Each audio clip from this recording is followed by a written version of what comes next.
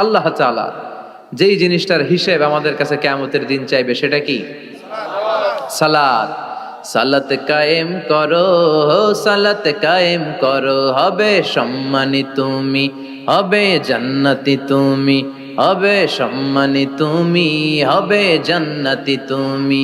দিবে কাল হাসরে শীতল ছায়া আরশে আজিম, রাব্বিয়াল আলা, রাব্বিয়াল আযীম, রাব্বিয়াল আলা, রাব্বিয়াল আযীম। সুবহানাল্লাহ পড়ে। সালাত কায়েম করতে হবে। কায়েম একা একা পড়লে চলবে? নিজেও যখন যাবেন ছেলেটারও মসজিদে নিয়ে যাবেন। অনেকে ছোট বাচ্চা মসজিদে দেখলে রেগে যায়, মতলবে এগুলা নাই। বয়স্ক মুরব্বী চাচারা কেন যে রেগে যায় বুঝলাম না। রাখবেন না আপনারা। ওরা চিল্লাচিল্লি করবে, আওয়াজ করবে, কিচির মিচির করবে, এটাই তো বাচ্চাদের সৌন্দর্য। চিল্লাচিল্লি কি আপনারা করবেন? 80 বছরের বুড়া মানুষ লাফাইলে ভালো দেখা যায়? কথা কন। লাফালাফি দৌড়াদৌড়ি করবে ছোট বাচ্চারা, ওরা একজন আরেকজনের কামড় দিবে, ঘুষি মারবে, খামসি মারবে। কথা কন। এটা বাচ্চাদের সৌন্দর্য, এটাই তো পৃথিবীর সৌন্দর্য। আমি পৃথিবীর অনেক দেশে সালাত পড়েছি, বিভিন্ন মসজিদে পিছনে বাচ্চারা চিৎকার চেঁচামেচি করে, কেউ কিছু বলেন। মাঝে মাঝে অথরিটি যায় বলে, এই মা বাবা যারা আসছেন বাচ্চাদেরকে সামলে রাখেন। কিছুক্ষণ সামলে থাকে, আবার চিল্লাচিল্লি শুরু। এটাই সৌন্দর্য, ওরাই তো চিল্লাবে। তুরস্কের বিভিন্ন মসজিদে বড় বড় সাইনবোর্ডে লেখা যে জামাত চলা অবস্থায় যদি পেছনে বাচ্চাদের কিচির মিচিরের আওয়াজ শুনতে না পান তাহলে নেক্সট জেনারেশনের ব্যাপারে ভয়ে থাকেন। পিছনে যদি আওয়াজ শোনা না যায় বাচ্চাদের, তার মানে বোঝা গেল আমাদের নেক্সট জেনারেশন ওরা মুসল্লি হচ্ছে না, ওরা গেমস নিয়ে ঘরের ভেতরে পড়ে আছে। চিল্লা এখন ঠিক কিনা? আর আপনি সালাত পড়তেছেন, পিছনে আওয়াজ, তার মানে আমার ছেলে নাতিপুতি এগুলো নামাজি হবে। কথা কন। এজন্য বাচ্চাদেরকে মসজিদে নিতে রাজি আছেন তো? বাচ্চাদেরকে মসজিদে নিয়ে যাবেন। এই সালাতের হিসাব হবে সর্বপ্রথম হিসাব। এই সালাতের হিসাব যদি সহজ হয়ে যায়, সব সহজ।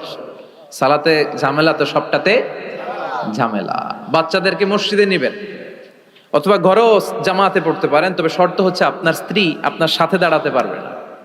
দুইজন যদি আমরা জামাত করি, মুসল্লি বা মুক্তাদি, উনি আমার ডান দিকে দাঁড়াবে, ঠিক কিনা? সহিহ হাদিস অনুযায়ী সমান সমানে দাঁড়াবেন, আগে পিছে না, দুজনেই সমান। বুখারীর বর্ণনা, সমান সমান। তবে উনি ডানে দাঁড়াবে। আর স্ত্রীকে নিয়ে যদি জামাত পড়েন, উনি ডানে দাঁড়াতে পারবেন না, উনি পেছনে দাঁড়াবে। নারী আর পুরুষ একসাথে এক কাতারে সালাত পড়তে পারে। বিশ্বনবীর মসজিদে নববীতে মহিলারা সালাত পড়তো।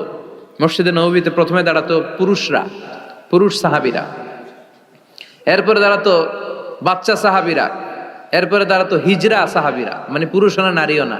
আমাদের সমাজেও আছে না নাই?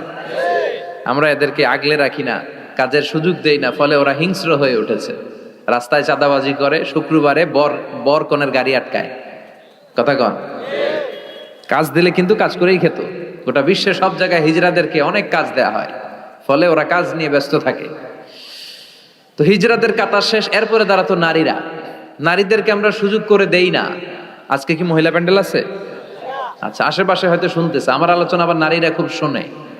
আমি নারীদেরকে নিয়েও অনেক কথা বলি। তো এই সুযোগটা তাদেরকে আপনারা করে দিবেন। বাচ্চাদেরকে মসজিদে নিয়ে যাবেন। বাচ্চারা হচ্ছে পৃথিবীর সৌন্দর্য। ওরা মসজিদে আসলে ধমকাবেন না, এই ছেলের গার্জিয়ানকে বলে না, এরকম চিৎকার দিয়ে ওরা বের করে দেয়। ও আর জীবনে মসজিদে আসবে? ওর বয়সে তো আপনি মসজিদের দিকে ফিরে আসারও খান নাই। কথা কন। তোরে তাড়িয়ে দিচ্ছেন কেন? ওরে মসজিদে রাখেন। আসতে যেতে আসতে যেতে ও বুঝে ফেলবে যে এখানে কথা বলা যায় না, এখানে হট্টগোল করা যায় না, এটা ইবাদতের জায়গা, এখানে জিকির করতে হয় কার? সেও আল্লাহর স্মরণ, আল্লাহর সালাত শুরু করে দিবে। বাচ্চাদেরকে ফজরের সময় উঠানোর চেষ্টা করবেন। হুজুর নিজেই তো উঠতে পারি না, ওরে ওটা মুখী। কথা কন। ফজরের সালাত যে টাইমলি পড়ে না, এর মধ্যে নেফাকি, hypocrisy is growing stronger in your heart. ফজরের সালাতে যার ঝামেলা, আপনি নিজেই আন্দাজ করে ফেলবেন যে আপনার মধ্যে মুনাফিকি ঢুকতেছে। এজন্য ছোট্টবেলায় বাচ্চাদেরকে ইসলাম শিখান, কাজে দিবে। অনেকে বলে হুজুর আমার আদরের ছেলে, ডাকলে ওঠে না, 9টা 10টার দিকে ওঠে, 10টা 11টার দিকে ওঠে, ডাকি না। আদরের ছেলে তো। ঘরের মধ্যে যদি আগুন লাগে কি করবেন? আদরের ছেলে ঘুমাক 10টা পর্যন্ত। কথা কন। এজন্য ছেলে মেয়েদেরকে মসজিদে নিতে হবে। রাজি আছেন তো? আল্লাহ বুঝার তৌফিক দাও। আল্লাহ বললেন জান্নাতি আর জাহান্নামীরা কবু সমান হতে পারে? জান্নাতীরা সফল কাম। কার কথা? লা ইয়াস্তাবি আসহাবুন নারি ওয়া আসহাবুল জান্নাতি হুমুল ফাইজুন। জান্নাতি আর জাহান্নামীরা সমান নয়, যারা জান্নাতি তারাই সফল। The people of paradise in heaven and the people of hellfire, they never be equal ever. The people of paradise gain the ultimate success in life. যারা জান্নাতি তারাই আসল সফলতার চাবিকাঠি নিয়ে গেল, ঠিক কি না? আবার রব্বুল আলামিন বলেন, ফামান যুহজিহা আনিন নারি ওয়া উদখিলাল জান্নাতা ফাকাদ ফাজ ওয়া মাল হায়াতুদ দুনিয়া ইল্লা মাতাউল গুরুর। যারা জাহান্নাম থেকে মুক্তি পেল আর যারা জান্নাতে ঢোকার সুযোগ পেল তারাই সফল হয়ে গেল। জান্নাতে ঢুকতে পারলেই সফল, জান্নাতে ঢুকতে পারলেই। নাও দ্য ডিসিশন ইজ ইয়ার্স। এখন সিদ্ধান্ত আপনাদের, আপনি কই ঢুকবেন, জান্নাতে না জাহান্নামে? মালিক তুমি জান্নাতে, তোমার পাশে আমায় একটি ঘর বানিয়ে দিও, একটি ঘর বানিয়ে দিও সে বিভীষিকাময় মহাদিনে, তোমার প্রতিবেশী করে নিও। মালিক তুমি জান্নাতে, তোমার পাশে আমায় একটি ঘর বানিয়ে দিও, একটি ঘর বানিয়ে দিও। পড়েন আমিন। এজন্য আমরা জাহান্নামে যেতে চাই না, যেতে চাই জান্নাতে। কিন্তু সবাই জান্নাতে যেতে পারবে? ফারিকুম ফিল জান্নাতি ওয়া ফারিকুম ফিস সাঈর। আল্লাহ বলবেন দুনিয়ার মানুষগুলো দুই ভাগ, এক ভাগ যাবে জান্নাতে আর এক ভাগ জাহান্নামে। এখন সিদ্ধান্ত নিতে হবে আপনার যে আমি কোনটায় যাব। সিদ্ধান্ত আপনার। আপনার একটা শক্ত সিদ্ধান্ত পারে আপনারা জান্নাতি বানাতে, আর আপনার একটা দুর্বল সিদ্ধান্তই পারে আপনারা জাহান্নামের লাকড়ি বানাতে। কই যাবেন? জান্নাতে যে যাবে এটাও কইতে পারে না। কোথায় যেতে চাই আমরা? আল্লাহ বলেন এমন জান্নাত তোমাদের জন্য তৈরি করে রেখেছি, দেখা মাত্রই কলিজা ঠান্ডা। ফালা তা'লামু নাফসুম মা উখফিয়া লাহুম মিন কুররাতি আ'য়ুন জাযাআম বিমা কানু ইয়ামালুন। দুনিয়ার কোনো মানুষ জানে না চক্ষু শীতলকারী কি জান্নাত আমি তৈরি করে রেখেছি। দুনিয়াতে যে তোমরা নেক আমল করেছো তার প্রতিদান হিসেবে আমি জান্নাত দিয়ে দেব।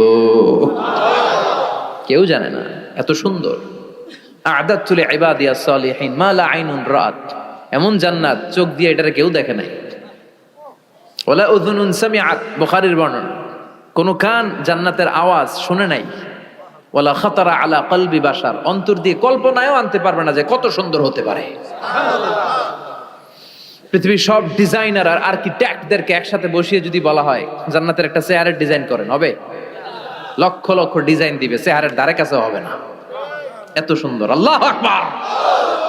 ওই জান্নাতে আমরা যেতে চাই কি চাই না? ঢুকবেন জান্নাতে সবাই? কখন? মরার পরে নাকি এখন? মরা লাগবে। মরার আগে জান্নাতে যাওয়া যাবে? আমরা আল্লাহর কাছে শাহিদি মৃত্যু চাই। কি মৃত্যু? আমাকে শহীদ করে সেই মিছিলে শামিল করে নিও, যে মিছিলের নেতা মীর হামজা খোবায়েবে খাব্বাব। আল্লাহর কাছে ছিল অতি প্রিয়, শামিল করে নিও আমাকে শহীদ করে সেই মিছিলে শামিল করে নিও। পড়েন আমিন। শাহাদাতের তামান্না, ইচ্ছা, বাসনা, মরতে তো হবেই। তো গাড়ির চিপার ভিতরে বইরা মরে লাভ কি? শহীদ মৃত্যু চাই, চিল্লায় বলেন ঠিক কিনা? বিশ্বনবী বললেন মরতে তোমাদের হবে, শহীদ মৃত্যু চাও। শহীদ মৃত্যুর তামান্না নিয়ে যদি বিছানায় গড়াগড়ি করে ডায়রিয়াতেও মারা যাও, কিয়ামতের দিন শহীদদের কাতারে দাঁড় করাইয়া দিবে কে?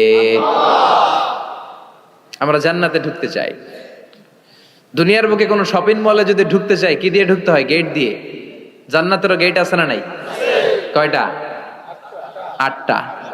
বিশ্বনবী জান্নাতের ওয়াজ করতেছেন আর বলতেছেন, সাহাবারা, তোমাদের মধ্যে এমন একজন সাহাবা আছে যে সাহাবাকে জান্নাতের 8টা দরজায় ডাকবে, ঢুকেন ঢুকেন, আমারটা দিয়ে ঢুকেন।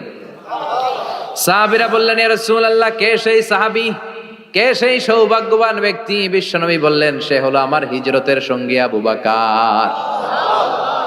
ওনার ব্যক্তিত্ব এমন ব্যক্তিত্ব, 8টা জান্নাতের দরজায় ওনারে ডাকবেন, আসেন ওইটা দিয়ে না, আমারটা দিয়ে ঢুকেন। ওইটা দিয়ে নয়, আমারটা দিয়ে ঢুকেন।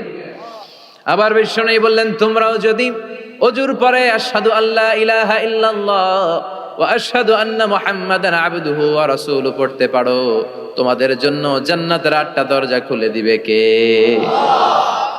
ওযুর পরে এটা পড়তে রাজি আছেন তো? 8টা দরজা, এর মধ্যে স্পেশাল একটা দরজা আছে, নাম রায়্যান।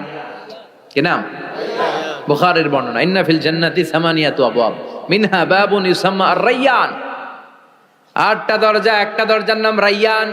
লা ইয়াদখুলুহু ইল্লা সাইমুন, রোজাদাররা ছাড়া কেউ এই রায়্যান দিয়ে ঢোকার সুযোগ পাবে না।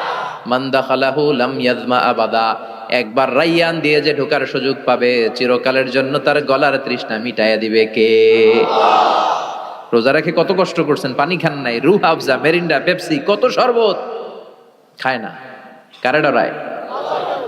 রোজাদাররা আসরের পর থেকে রুহ আফজা নিয়ে বসে থাকে, just waiting for the green signal, আজান। দে ওয়েট ফর আজান। আজান না হলে খায়। এই যে আল্লাহরে ভয় পেয়ে গলাটারে শুকায় রাখছিলেন, এই রায়্যান দিয়ে ঢুকলে গলার শুকনা অবস্থা বন্ধ করে দিয়ে এটারে সিক্ত করে দিবে কে? আল্লাহ। আজীবন সিক্ত আপনার গলা, কোনো তৃষ্ণাই পায় না। বিশ্বনবী বললেন, 8টা দরজা আছে, 8টা দরজা দিয়ে তোমরা ঢুকবা ইনশাআল্লাহ। পড়েন। এক একটা দরজা যে কত বিশাল হবে হিসাব নাই। বড় বড় যে রাজপ্রাসাদ, তাজমহল আছে, এগুলার যে দরজা, জান্নাতের দরজা মনে হয় এই সাইজের না? কত বড় যে হবে। বিশ্বনবী বললেন, ইন্নাল মিসরাআইন মিন মাসারিআল জান্নাহ মা বাইনা মাক্কাতা ওয়া হাজার। সৌদি আরবের মক্কা শহর থেকে বাহরাইনের হাজার শহর যত দূর, জান্নাতের এক একটা দরজা লম্বা ঠিক তত দূর। সেই হিসাবে কয়েকশো কোটি জান্নাতি এক ধাক্কায় এক দরজা দিয়ে ঢোকার সুযোগ পাবে। কয়েকশো কোটি জান্নাতি একবারে এক ধাক্কায় এক দরজা দিয়ে জান্নাতে ঢুকে যাবে। জান্নাতে অনেকগুলো ক্লাস আছে। বাসের মধ্যে থাকে না ফার্স্ট ক্লাস, সেকেন্ড ক্লাস? বিমানে থাকে economy class, business class, promo class, platinum class. জান্নাতেও আছে। জান্নাতের সবচেয়ে হায়ার ক্লাসের নাম হচ্ছে আল ফিরদাউস। আল ফিরদাউস আল আ'লা। বিশ্বনবী থাকবেন এই হায়ার ক্লাস, আমরাও এটাতে থাকবো। কথা কন, আমরাও কই থাকবো? জান্নাতুল ফিরদাউস। আমার নবী থাকবে যেখানে, আমরাও যাব। অন্য কোন জান্নাত দিলে আমরা মানবো না। আমরা আল্লাহরে বলবো, আল্লাহ আমার নবী কই? নবী ছাড়া জান্নাতে ঢুকবো না, ঠিক কি না? আমার নবী আছে যেখানে, ওই জান্নাত আমাদেরকে দাও। বিশ্বনবী বললেন, ইযা সাআলতুমুল্লাহাল জান্নাহ ফাসআলুহুল ফিরদাউস। আল্লাহর কাছে যখন দোয়ার সময় তোমরা জান্নাত চাও, ছোটটা চাইবা কেন, বড়টা চাও, জান্নাতুল ফিরদাউস চাও।